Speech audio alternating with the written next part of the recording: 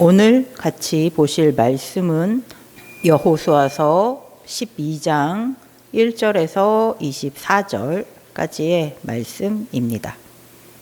지난주에 저희가 같이 봤었던 말씀은 앞에 여호수아서 11장의 말씀이었습니다.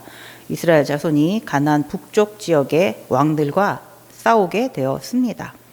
하솔의 왕 야빈이 여러 성읍의 왕들과 연합해서 이스라엘 자손을 공격했습니다. 연합군의 수가 굉장히 많았죠. 바다에 모래알처럼 많은 연합군과 말 그리고 병거가 있었지만 하나님께서 이스라엘 자손과 함께 해 주셨습니다. 그래서 이스라엘 자손이 승리할 수 있게 해 주셨습니다. 하나님은 많은 병거보다도 강하시고 많은 말보다도 강하십니다. 바다의 모래알같이 많은 대적의 군사들보다도 하나님은 더 강하십니다. 그렇기에 성도는 수많은 대적을 만난다 할지라도 두려워하지 않아도 됩니다. 하나님께서 싸워주시기에 반드시 이기게 될 것입니다. 항상 하나님과 함께하는 성도가 되시기 바랍니다. 하나님이 주시는 승리 안에서 기쁨을 누리시는 여러분들이 되시기를 바랍니다. 오늘 같이 읽어봤었던 말씀 여호수아서 12장의 말씀에는 이스라엘 자손들이 요단강 동쪽에서 싸웠던 왕과 요단강 서쪽에서 싸워서 이긴 왕들이 다시 소개되고 있습니다. 요단강 동쪽의 왕들과 싸울 때는 이스라엘 자손을 인도했던 사람은 모세였습니다. 1절에서 6절까지의 말씀이 그 요단강 동쪽에서 모세가 이스라엘 자손들을 이끌고 싸웠던 왕, 헤스본 왕 시혼하고 바산 왕 옥입니다. 먼저 시혼에 대해서 나오죠. 시혼은 요단강이 있고 밑에 사해 바다가 있으면 사해 바다 한 중간쯤에서 흘러나가는 강이 아르논 강이에요. 그래서 조금 올라가서 요단강 3등분 한다고 했을 때 3분의 2 부분에서 이렇게 야복강이 또 흘러요. 이 아르논강이랑 야복강 요 부근이 이 헤스본 왕 시온의 땅입니다. 그리고 옥의 땅은 그 위쪽 야복강 위에서부터 쭉 올라가서 헤르몬산 있는 데까지 굉장히 넓었죠. 그들과 먼저 이제 모세와 이스라엘 자손들이 만나서 싸우게 되었습니다. 민수기 21장에 이 부분이 나오죠. 민수기 21장 23절 24절에 보면 시혼이 이스라엘이 자기 영토로 지나감을 용납하지 아니하고 그의 백성을 다 모아 이스라엘을 치러 광야로 나와서 야하스에 이르러 이스라엘을 치므로 이스라엘이 칼날로 그들을 쳐서 무찌르고 그 땅을 아르논에서부터 야복강까지 점령하여 암몬 자손에게까지 미치니 암몬 자손의 경계는 견고하더라. 이스라엘 자손이 가나안 땅을 들어가야지 되는데 이 가데스 바네아에서 이스라엘 자손이 가나안 땅으로 못 들어가죠.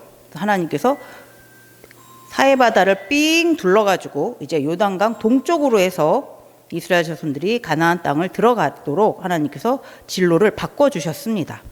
그때 이제 헤스본 왕 시온의 땅을 이스라엘 자손들이 지나가야 하는 상황이 되었습니다. 네, 그 땅을 지나가겠다고 이제 허락을 받기 위해서 모세가 사신을 먼저 이 시혼 이 왕에게 보냈습니다. 시혼 왕은 허락하지 않았어요. 거절했습니다. 그리고 이 시혼 왕이 자기 모든 백성들을 이끌고 나와서 이스라엘 자손을 공격했습니다. 결과는 이스라엘 자손들이 승리했습니다. 그래서 시혼 왕의 모든 성읍과 모든 땅을 다 빼앗게 되었습니다. 이스라엘 자손들의 땅이 되었죠. 그리고 민수기 21장 33절에서 34절에 보면 이제 바산 왕 옥에 대한 이야기가 나옵니다. 그들이 돌이켜 바산 길로 올라가매 바산 왕 옥이 그의 백성을 다 거느리고 나와서 그들을 맞아 에드레이에서 싸우려 하는지라. 여호와께서 모세에게 이르시되 그를 두려워하지 말라. 내가 그와 그의 백성과 그의 땅을 네 손에 넘겼나니 너는 헤스본에 거주하던 아모리인의 왕 시온에게 행한 것 같이 그에게로 행할지니라. 바산한 옥이 모든 백성을 이끌고 내려와서 이스라엘 자손을 공격했습니다. 결과는 이번에도 이스라엘 자손들이 승리했습니다. 한 사람도 남기지 않았습니다. 그리고 바산왕 옥의 땅을 다 점령하게 되었습니다. 굉장히 많은 땅이잖아요. 이 사해바다 이 아래쪽에서부터 저 위에 헤르몬산 있는 데까지 쭉 길게. 그리고 잘 아시다시피 그 땅은 이제 르우벤 지파, 갓 지파, 므낫세 반 지파가 기업으로 받게 되었습니다. 그 이야기가 이제 6절까지의 이야기입니다. 자, 요단강 동쪽에서는 2명의 왕을 만났어요. 근데 이번엔 요단강 서쪽에서 이스라엘 자손들이 만난 왕이 나옵니다. 여기서부터는 이제 여호수아가 이스라엘 자손들을 이끌고 싸움을 했습니다. 그 왕의 숫자가 모두 31명이라고 하죠. 근데 여기서부터 왕의 이름이 나오는 경우도 있지만 보통 성읍의 이름이 나와요. 성읍과 그 성읍을 다스리는 왕이기에 성읍 이름으로 나옵니다. 잘 아시는 여리고부터 아이 많은 성읍들이 나옵니다. 그 위치를 보면은요, 이 요단강 서쪽 골고루 다 분포되어 있어요. 이 세 개의 지도책을 보면서 위치를 대충 다 살펴봤거든요. 사해바다가 있잖아요. 이제 요단강 서쪽이잖아요. 이 사해바다를 해가지고 이 서쪽 땅을 다 훑어서 저기 진짜 헤르몬산 같이 이 아래서 위까지 쭉 다 이렇게 쭉 다 분포되어 있어요. 서쪽 끝으로 가면 대해, 지중해가 나오잖아요. 이 지중해 바로 옆에 이 블레셋 사람들이 있는 그 지역 빼고 대부분의 이 서쪽 땅을 이스라엘 자손들이 다 점령하게 됩니다. 그게 지난주에 저희가 봤었던 여호수아서 11장 부분이었죠. 그때 하솔 왕 야빈이 가나안 지역의 여러 성읍의 왕들을 다 모아가지고 이스라엘 자손과 크게 싸우게 되었죠. 이스라엘 자손이 다 이겼기 때문에 그 여러 성읍이 다 이스라엘 자손이 점령하게 되었습니다. 그렇게 다 점령한 성읍이 31나 됩니다. 하나는 여리고, 하나는 베델 곁에 아이, 예루살렘, 헤브론, 야르못, 라기스, 에길론, 게셀, 드빌, 게델, 호르마, 아랏, 림나, 아둘람, 막게다, 베델, 답보아, 헤벨, 아벡, 라사론, 마돈, 하솔, 시므론, 악삽, 다나악, 무깃도, 게데스, 갈멜의 용르암, 돌, 길갈, 디르사, 이렇게 31개 성읍, 그리고 그 성읍을 다스리는 왕. 북쪽 헤르몬산 옆에 바알갓에서부터 남쪽 세일 그 에돔 땅 근처에 이 한락산 있는 데까지 쭉 다 이스라엘 자손들이 점령하게 됩니다. 하나님께서 약속하신 이 가나안 7 족속들의 땅이죠. 근데 31개의 성읍이 있고 31개의 성읍을 다스리는 왕들을 다 무찔렀습니다. 세계의 지도를 보셔서 아시겠지만 애굽 땅하고 비교하면 지금의 그 가나안 땅은 아주 작은 땅입니다. 아니 바로 옆에 요단강 동쪽하고도 봤을 때 이 시혼 왕이 다스리던 땅, 옥이 다스리던 땅, 이 두 왕이 다스리던 땅하고 비교를 해봤을 때도 그렇게 많이 차이가 안 나는데 이 요단강 동쪽은 2명의 왕이었는데 이 요단강 서쪽에서는 31명의 왕과 싸우게 되는 거예요. 그러니까 아주 작은 나라들이 있었던 그런 거죠. 그러니까 도시, 성읍으로 만들어진 나라. 지금과 같이 아주 큰 규모의 나라가 아니라 작은 도시, 성읍으로 이루어진 나라. 왕이 다스렸기 때문에 작은 도시, 국가라고 표현을 할 수가 있습니다. 그 애국과 비교했을 때 너무나 작은 그 땅인데 동서 다 합쳐서 모두 33명의 왕이 다스리는 그런 지역이었습니다. 왕이라는 그 느낌은 지금도 절대 권력을 가진 그런 이름이지만 고대 사회에서는 왕은 진짜 더 절대적인 그런 권력과 부, 영광을 가지고 있는 사람이죠. 자신이 다스리는 그 땅에 사는 모든 사람들, 그 모든 것들이 다 그 왕이 소유하게 되는 거죠.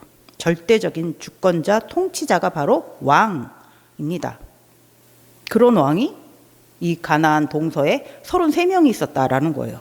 그런데 아직까지 이 12장에서 다 점령하지 못한 성읍도 있어요. 다 싸워서 이기지 못한 왕도 있다라는 거예요. 그렇다면 그 가나안 땅에는 33명 이상의 왕이 다스리고 있었다라는 거죠. 굉장히 많은 왕, 권력자, 통치자가 그 가나안 땅에 존재하고 있었다라는 거예요. 그 말인즉슨 서로 왕이 되고 싶어 하는 사람들이 그곳에 살고 있었다라는 거죠. 그 땅의 주인이 되고 싶은 사람, 그 땅 사람들의 주인이 되고 싶은 사람들이 굉장히 많이 있었다라는 거죠. 절대 권력을 가진 왕이 되고자 했던 사람들이 이 가나안 땅에 있었다라는 거죠. 그러나 진짜 가나안 땅을 창조하시고 사람을 창조하신 진짜 그 땅의 주인, 그 사람들의 주인은 하나님이십니다. 그런데 그 가나안 지역에 살고 있었던 그 7 족속들은 자신들이 그 땅의 주인이라고, 자신들이 그 사람들의 주인이라고, 왕이 되겠다고 합니다. 그리고 지금 그 땅의 주인이신 하나님께서 하나님의 자녀에게, 하나님의 백성에게 그 땅을 주시려고 하는데 지금 거부하고 있는 거죠. 하나님을 대적하고 있습니다. 하나님은 그 땅을 하나님의 자녀에게 주시겠다고 오래전부터 약속을 하셨죠. 창세기 15장 16절에 보면 아브라함과 이렇게 약속의 말씀을 해주셨습니다. 네 자손은 4대 안에 이 땅으로 돌아오리니 이는 아모리 족속의 죄악이 아직 가득 차지 아니함이니라 하시더니, 그 말은 이제 4대 후에는 아모리 족속의 죄악이 가득 찬다라는 거죠. 그러면 그 죄악의 대가가 이루어지는 거죠. 지금 여호수아가 이스라엘 자손들을 이끌고 요단강 서쪽으로 온 지금이 바로 그 때가 되었습니다. 죄악이 가득한 이 가나안의 7 족속이 이제 그 땅에서 내어 쫓기게 됩니다. 가나안의 7 족속들의 입장에서는 하나님과 이스라엘 자손들이 갑자기 공격해 와서 자신들의 살고 있던 땅을 빼앗는 것 같은 그런 상황이지만, 하나님의 입장에서는 그 땅은 하나님의 소유입니다. 그러니까 하나님의 소유지에서 죄악을 몰아내시려는 것이죠. 그런데 이런 죄악들을 몰아내는 일이 쉬운 일은 아닙니다. 죄악들이 쉽게 물러나려고 하지 않기 때문이죠. 이렇게 죄악들을 몰아내는 것도 아주 힘든 싸움이 계속되는 일입니다. 이스라엘 자손의 힘과 지혜로만은 이길 수 없는 힘든 싸움입니다. 여호수아서 1장 9절에 하나님께서 이렇게 말씀을 해 주셨죠. 내가 네게 명령한 것이 아니냐. 강하고 담대하라. 두려워하지 말며 놀라지 말라. 네가 어디로 가든지 네 하나님 여호와가 너와 함께 하느니라 하시니라. 하나님께서 함께 해야지만 이길 수 있는 싸움입니다. 하나님께서 함께 싸워주셔야지만 이길 수 있습니다. 하나님께서 함께 하시겠다는 말씀을 믿고 따를 때만 이길 수 있는 싸움입니다. 그래서 저희가 그동안 여호수아서의 이 말씀을 봤을 때 하나님께서 함께 해주셨을 때 반드시 이긴 것을 알 수가 있습니다. 여호수아서 10장 42절, 이스라엘의 하나님 여호와께서 이스라엘을 위하여 싸우셨으므로 여호수아가 이 모든 왕들과 그들의 왕을 단번에 빼앗으니라.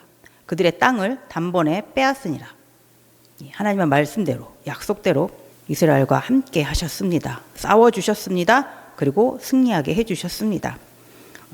여호수아서 11장 6절에서도 여호와께서 여호수아에게 이르시되 그들로 말미암아 두려워하지 말라.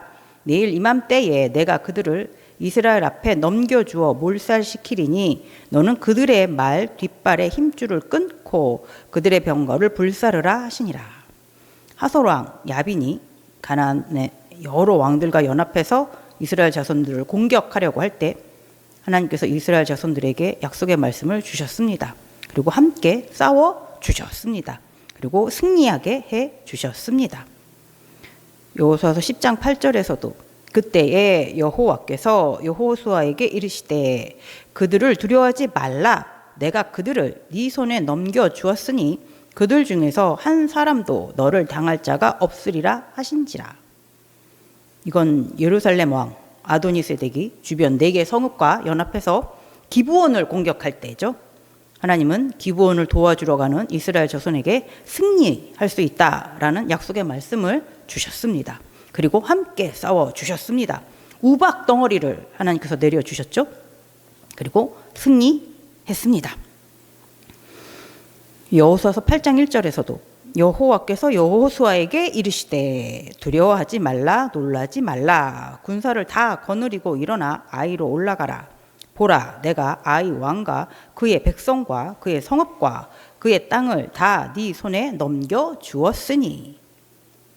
아이성을 2번째 공격할 때 하나님께서 말씀으로 먼저 함께 해 주셨습니다. 승리할 수 있게 해 주셨습니다. 6장 2절에서는 여호와께서 여호수아에게 이르시되 보라 내가 여리고와 그 왕과 용사들을 네 손에 넘겨 주었으니. 이건 이제 하나님께서 여리고 성을 만났을 때 승리할 것이다 라고 미리 말씀해 주셨죠. 그래서 하나님의 말씀대로 6일 동안 하루에 한 번씩 여리고 성을 돌았습니다. 7째 날에는 7번 돌았습니다. 그리고 마지막 7번째 돌 때 나팔을 불었죠. 그리고 그때 함께 외쳤습니다. 그랬더니 하나님의 말씀대로 견고한 여리고 성이 무너졌습니다.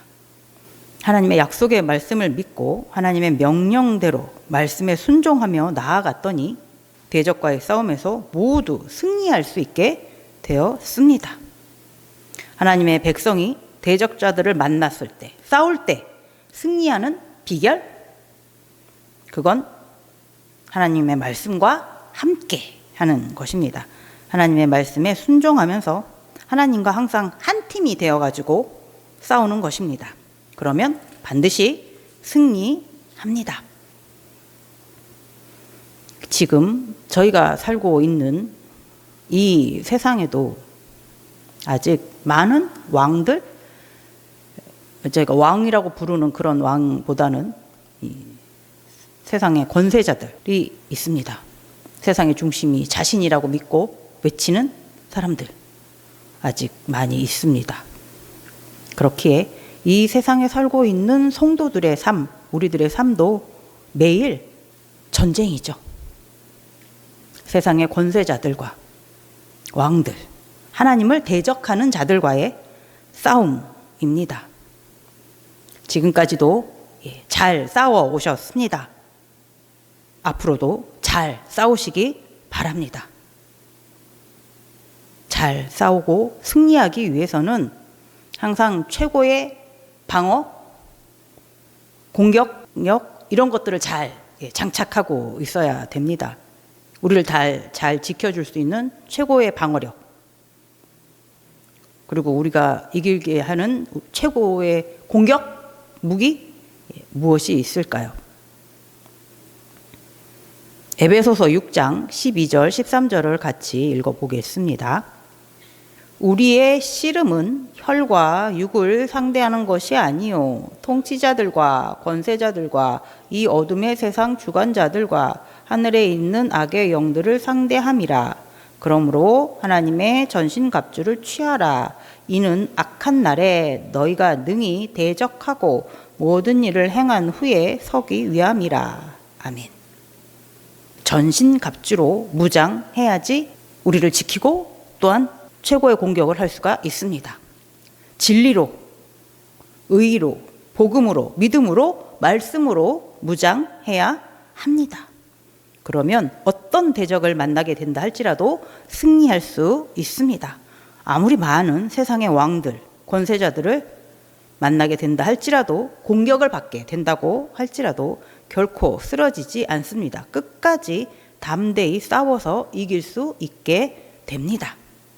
또한 힘들게 싸우고 있는 성도의 왕이 지켜주실 것입니다. 왕은 자기의 백성을 소유하죠. 자기 땅을 소유하기도 하지만 자기가 소유한 그 땅과 그 백성을 지키는 사람이 바로 왕입니다. 왕은 목숨을 걸고 자기 백성을 지켜야 합니다. 대적과 싸워야 합니다.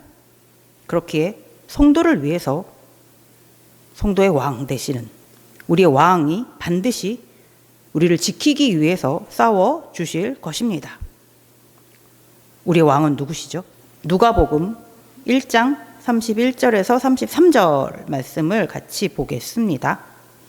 보라, 네가 잉태하여 아들을 낳으리니 그 이름을 예수라 하라. 그가 큰 자가 되고 지극히 높으신 이의 아들이라 일컬어질 것이요.